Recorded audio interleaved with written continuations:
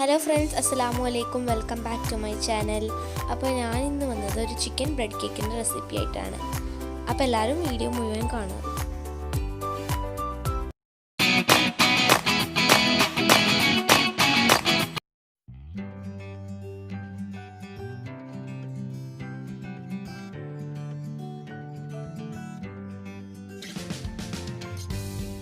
അപ്പോൾ ഞാനിവിടെ ഒരു പാന് ചൂടാക്കി എടുത്തിട്ടുണ്ട്. അതിലേക്ക് നമുക്ക് കോക്കനട്ട് ഓയിൽ ഒഴിച്ച് കൊടുക്കാം.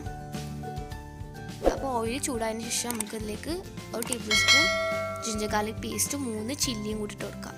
ഇനി ഒന്ന് സോട്ട് ചെയ്യാം.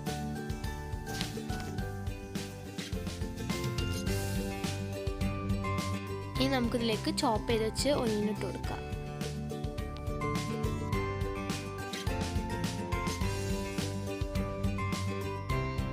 അപ്പോൾ നമുക്ക് ഈ നേരത്തെ തന്നെ കുറച്ച് ഉപ്പിട്ട് കൊടുക്കാം.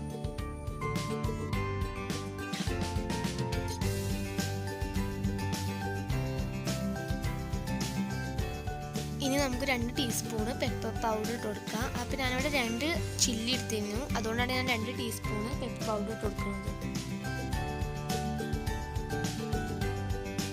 ഇനി ഇതിലേക്ക് നമ്മൾ എടുത്ത് വെച്ച 1 ടീസ്പൂണ് ടർമറിക് പൗഡറും പിന്നെ 1/2 ടീസ്പൂൺ ഗരം മസാലയും കൂടി നമുക്കൊന്ന് ആഡ് ചെയ്ത് കൊടുക്കാം.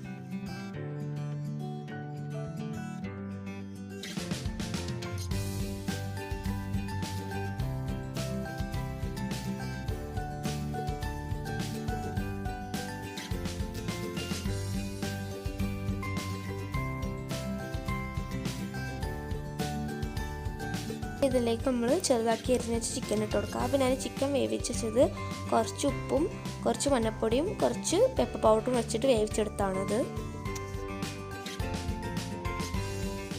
ഇനി നമുക്കിതിലേക്ക് കുറച്ച് കറി ലീവ്സും കൊറിയാൻഡർ ലീവ്സും കൂടി ആഡ് ചെയ്യാം.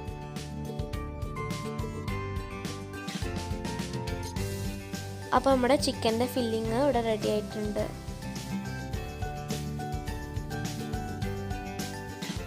ഇനി ഒരു ബൗളിലേക്ക് നമുക്ക് 2 മുട്ട ഇട്ട് കൊടുക്കാം. എന്നിട്ട് ഒന്ന് വിസ്ക് ചെയ്തെടുക്കാം.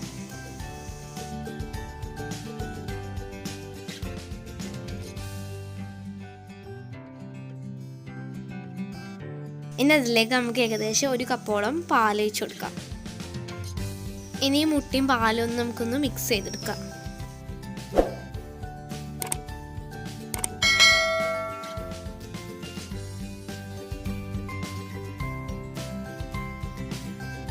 ഇനി അതിലേക്ക് നമുക്ക് ആവശ്യത്തിനുള്ള ഉപ്പും 1 ടീസ്പൂൺ പെപ്പർ പൗഡറും പിന്നെ കുറച്ച് ചോപ്പ് ചെയ്ത് വെച്ച കൊറിയാൻഡർ ലീവ്സും കറി ലീവ്സും കൂടി എടുത്തിട്ടൊന്ന് മിക്സ് ചെയ്യാം.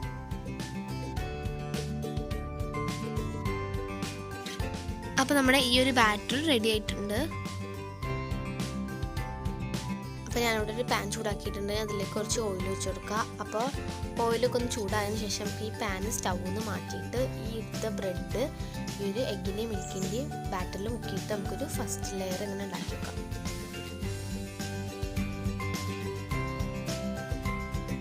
അപ്പോൾ ഞാനൊരു ലെയർ ഉണ്ടാക്കിയിട്ടുണ്ട്. ഇനി അതിലേക്ക് നമുക്ക് മസാല ഇട്ട് കൊടുക്കാം.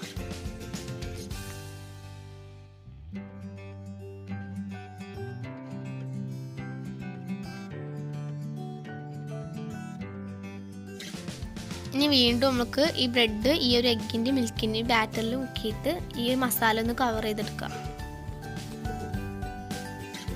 ഈ എഗ്ഗിൻ്റെയും മിൽക്കിൻ്റെയും ബാറ്റർ ബാക്കി ഉണ്ടെങ്കിൽ നമുക്ക് ഇതിൻ്റെ മുകളിലൂടെ ഒന്ന് ഒഴിച്ചു കൊടുത്താൽ മതി. ഞാനിവിടെ ഒരു പഴയ തവ എടുത്തിട്ടുണ്ട്. അതിൻ്റെ മുകളിലാണ് നമ്മൾ ഈ പാൻ വെക്കാൻ പോകുന്നത്. ഇതൊന്ന് അടച്ചുകൊണ്ട് നമുക്കൊരു 12 മിനിറ്റ് കുക്ക് ചെയ്യാം.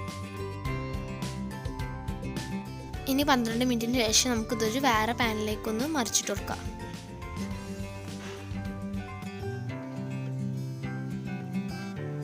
ഇനി ഇതൊരു 12 മിനിറ്റ് കൂടി ഒന്ന് കുക്ക് ചെയ്തെടുക്കാം, ഇതിൻ്റെ മറ്റേ സൈഡും കൂടി.